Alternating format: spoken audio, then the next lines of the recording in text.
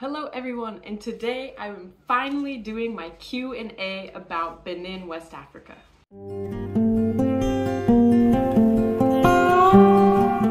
Hi guys, I know if you follow me, you know I've talked about doing a Q&A for quite some time now.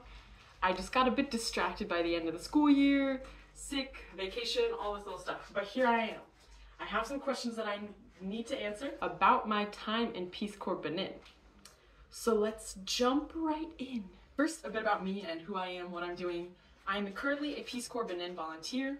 I speak French and local language a little bit, which is called Fon. And I work in a school and teach English to middle schoolers about 6th grade to 9th grade. And we teach 16 hours a week.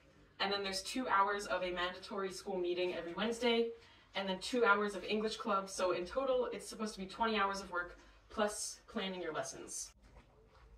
Water, super important. One of the first questions that I was asked, how does water work? Is it a super limited resource? Are there big tubs that are filled up and people slowly use them? The short answer is it's complicated. The long answer is it depends where you are. So for me, I am right next to the Weme River. And by right next to, I mean I could walk there very easily if I wanted to. And that is where many people in my village do get water. And this water is free. They can just scoop it up, use it. Even a lot of people take dishes, clothes themselves to the river and wash themselves, so it's free. They just have to go down there to do it. And then usually towards the evening, people take the big buckets on their head, fill them up, and bring them back home. You can also go to the Margo, which I don't know what that translates into, but I have a small waterfall about 10 minutes from my house. And I mean very small, it's quite small. And there's one for the women and there's one for the men. I've never seen the men's Margo because that would be weird.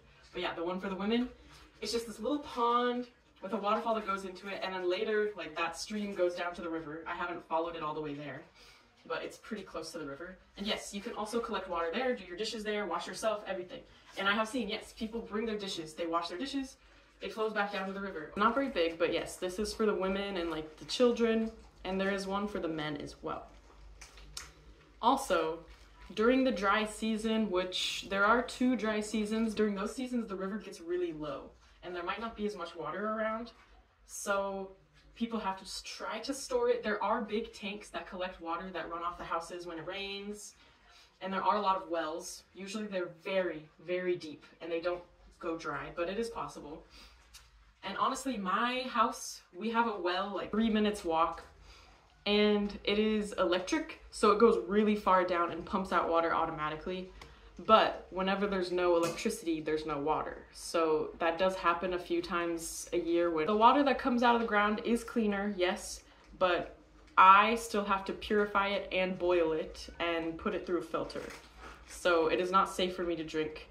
They do have bags of water, which are sold. I can get 30 of them for what, about 50 cents? Another thing is people use a lot of water every day. It's not something where they're rationing it super closely, because at least in my village, you can go to the river whenever you need. I've never seen the river go completely dry. It's got really small, but I've never seen it go completely dry. In the north, I'm in the south, in the north, water is a bigger issue. They have like well containers next to every single house, catching all the rain that drains off the house, catching all the rain or everything, just funneling it into there so they can keep the water as long as they need. And their wells there are much deeper and they're much more spread out. So it might be a bit more of a journey for some of my friends to go get water, whereas for me, it's a bit easier. But it always depends where you are and if there's possibly an aquifer. Benin does have a few good rivers, so I'm not the only one with a river right next to me. There's one on the other side of Benin, there's one in the north, so that's good. And having a river next to you is huge for agriculture, for living and creating a sustainable community. One of the second questions I was asked was about technology here in Benin, which I find pretty interesting because as much as I have seen technology, it's hard to realize when you don't see it as much too. So most adults I know have a phone, but most of those phones are also like the phones that I had in middle school that can just call and text maybe. So that's one thing. There's not a lot of social media, but it is a growing number of people that have smartphones. It's not that expensive here. They get most of the electronics from China, and it's the really cheap electronics. They still work fine. I've seen a lot of them, and yeah, they're decent phones. They're nice phones. And people use Facebook and TikTok, mostly those two, a lot, like a lot. And WhatsApp is how we communicate with each other online. That's really big in around the world. So many people do have phones. The thing is, buying service is expensive.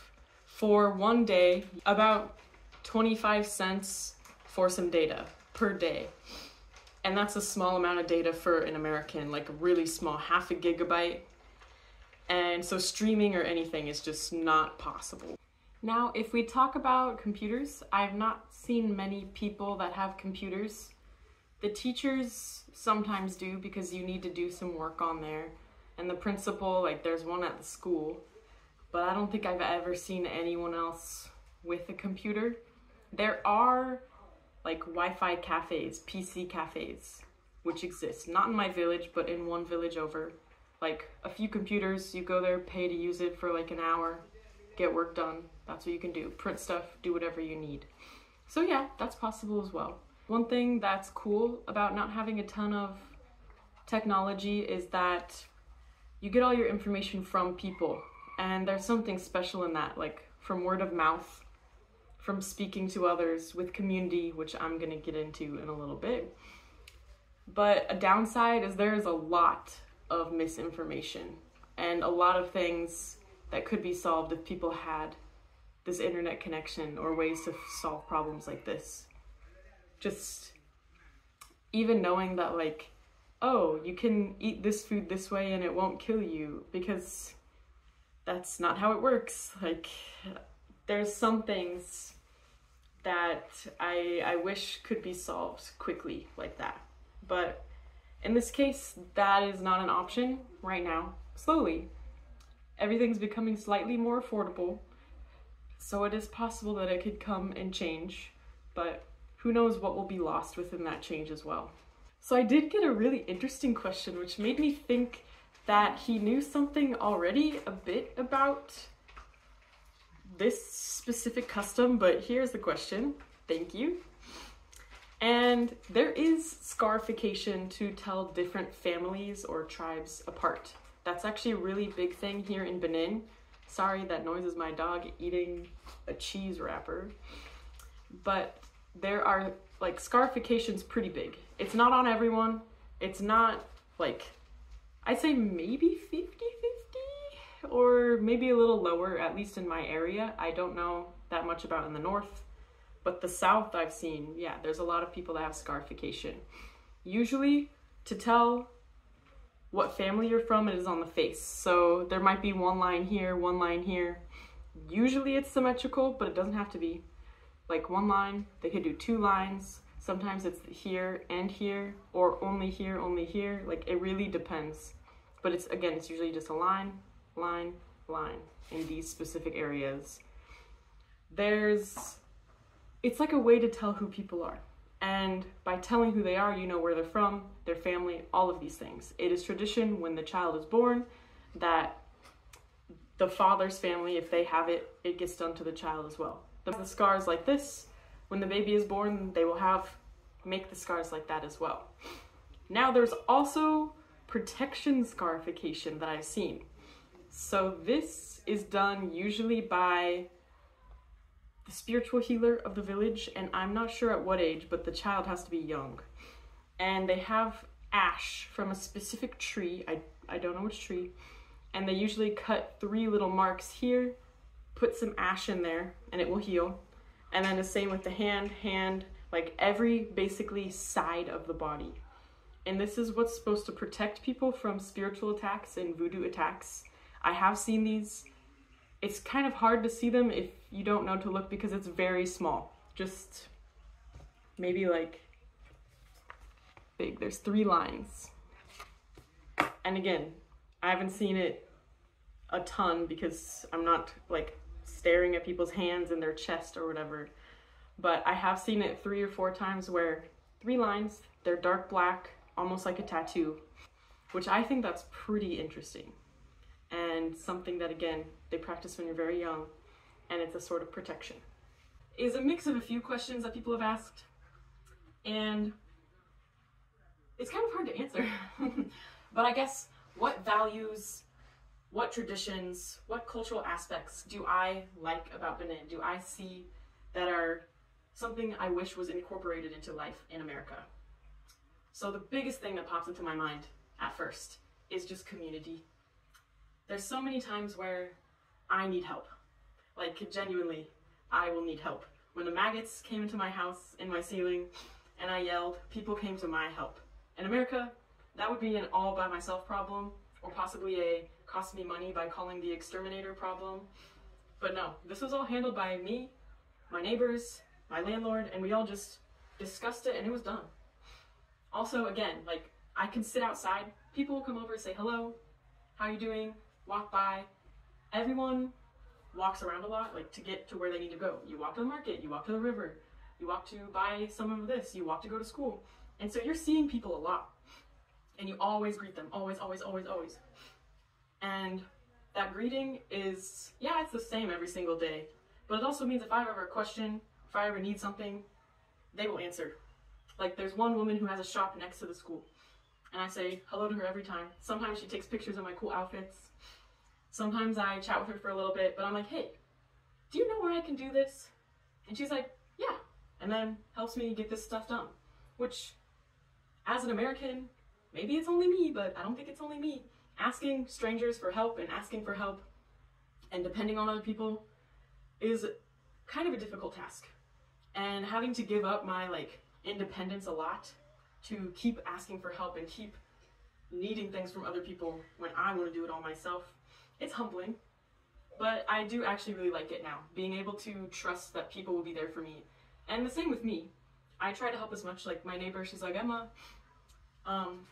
literally last night, she's like, Emma, do you have any bleach? Like, I just really want to clean the kids' white clothes. I was like, yeah, I have some bleach, here, go. Just like in America, you can ask your neighbor for, like, sugar or something. But this takes it to a whole new level.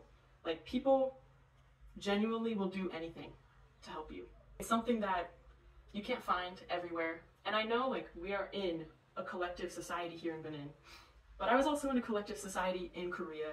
And I would not say that this exists to the same scale, at least in the capital city. So there is that. Is getting into, like, the music, the dancing, the celebrations, those are all really big. Like, I mean it when I say everyone here can dance and sing like it is in their blood. I'm so jealous. But it's just so beautiful to see people having, like, an amazing time and dancing so hard that, like, sweat is dripping from every pore in their body. But they're dancing perfectly to the beat. And the beat is relentless. The beat is like, do, do, do, do, do. So that, to be able to see that, and I've seen it many times, is really cool. I personally, like, have joined in a little bit, but it's pretty hard to keep up. But it's all about the smiles and just, like, having fun. And everyone understands that, which is what I really appreciate. Now, this last thought that I'm thinking of right now, also, this is all on the fly. Like, these are the things that are just coming to my brain right now. So, I really did not like this at the beginning. I was very annoyed by it. Because a lot of times people ask you for things or demand things, and it's in French, but from local language, translating it into French turns it slightly rude, but in local language it's not rude. So if you can understand, like, the first time I heard it is in French, and the French that I'm hearing is rude. But if I think back to, like, they're speaking their local language, they're translating it into French for me. The translation has this little where it kind of changes the connotation, and negatively, and that's what I'm hearing. But now I understand. People ask for things a lot, usually in a joking way, like, Emma, give me your bracelet. And so now I have started to joke back, and that exchange I've started to really enjoy. There was one person yesterday, I went to the market, I had my helmet, my really nice Peace Corps helmet, and he's like, hey, let's trade helmets. And his is an old beat up helmet that has cracks all around it and the paint is coming off. And I was like, haha, you can give me $100 then. And he goes, haha, no. And I go, oh, what about $50? And then we just keep having this funny discussion because everyone's laughing. We're joking around. Being able to joke around, because the culture is like, you joke, you have fun, you laugh, and it's not actually someone's like, give me your helmet, even though it sounds like that in French sometimes. But it's like, hey, I like your helmet in a way. That's what it actually means. So there's that. Again, it was like a culture shock, and then I transformed it into like, I like having these kind of debates in French, because first it makes me feel like my language skills have improved a lot, and also like the energy, suddenly we're like, ha ha ha, ha ha ha, and joking with each other, which is fun. It happens at least like 2 times a week, probably like 4. It really just depends. I know this kind of touched on the first point, but even if I asked, let me stop, how nice everyone is. If I asked a complete stranger for help, they will like help me until it's finished. Like, okay, 2 examples. 1, I'm standing on the side of the road waiting for a taxi. There's not many taxis that go by my village. Like, I've already been out there for 25 or so minutes in the sun. This man came by, he's like, what are you waiting for? I'm like, oh, I need a taxi to go to Cotonou, like I'm sick. He's like, oh, go over there, sit down in the shade. And he stands by the road and waits there, gets a taxi, brings them over to me. He's like, I discussed the price with them. You get to sit in the front seat. It's $1,000, which is cheaper than I've ever paid. I was like, wow, that was really nice. And he like made sure everything, he helped me with my bags, closed the door, and he's like, have a good time or you feel better. I was like, wow, never met this person. And he like helped me from when he saw me until I was literally driving away. So that was really cool. Another thing is going to the market. Like, again, there's so many people at the market. The markets near me are not huge, so don't get in your imagination that like you can't even see the end. Usually it's like 1 block, half a block. Okay, it's probably half a block big. And yeah, I'm like, hey, I don't know, but like, does anyone have this? Potatoes? And one lady, she's like, I know how to help you. Takes me, walks me around, asks like 10 different vendors, do you have this? Do you have this? Do you have this? Where can I go for this? Where can I go? Waits again till we finally find what I was looking for. She helps me lower the price because again, we're in a bargaining culture, and gets it down low, and then I pay for it, I get it. She's like, okay, I'll walk you back out, carries my bags, and again, that makes me feel a little uncomfortable when people help me like to the extent where it makes me feel weak, but then I realize it's just the advanced hospitality, so I shouldn't think that way. And yeah, then I'm like, wow, that was such a great success because I asked someone and they were kind enough to take out 15 minutes of their day, 30 minutes of their day to help me, which is insane. That would not happen in America. Oh, this video is getting too long. I don't think I'll ever be able to post it on my Wi-Fi. Good thing I'm going on a short escapade soon. Yes, but there was a question about items that people in Benin think that are frivolous. And I thought this was kind of funny because I was like, what do people think? And then I thought about when people enter my house and they're like, whoa. So one of them being a mirror, which again, maybe it's just because they don't have one or whatever, but they're like, mirror? You have a whole mirror in here? Like, what? Like, yeah, I use it every single day? Yeah. So there's that. All the books that I have either makes people be like, wow, or someone literally was like, why do you have books? Is it for school? And I was like, no, it's for fun. And they're like, fun? And I was like, I like to read. And everyone just got really confused in that moment, which for me, I thought was really funny. But again, I'm living in a very deeply oral culture where many people do not know how to read. Like, even the local language it was not a written language until a while ago, and most people don't know how to read it either. It's all spoken, oral, which is so important. And so I have at least 20 books in my house, and they're like, those are not for work or school?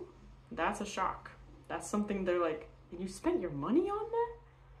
So yeah, there is that. The very last question was by my mom, actually, about how many students like graduate and go through to school. And I would like to make another video about this because I don't have this data right now. I can tell you some observations though. It is supposed to be mandatory for all primary school students to go to school, like elementary level. And most of them pass and then they go to middle school, which is where I teach. And it seems like you can kind of leave whenever you want. It's not really forced, but you should go. And after middle school, there's like a 3-year kind of high school, and then you go to college. So if you finish middle school, you still pass this decent test to go to the high school, and you can use that certificate for things as well. But again, if you can't pay the school fees, or if you keep failing, a lot of times the students will leave middle school. And they could be anywhere from 9 to, I have a student that's 21.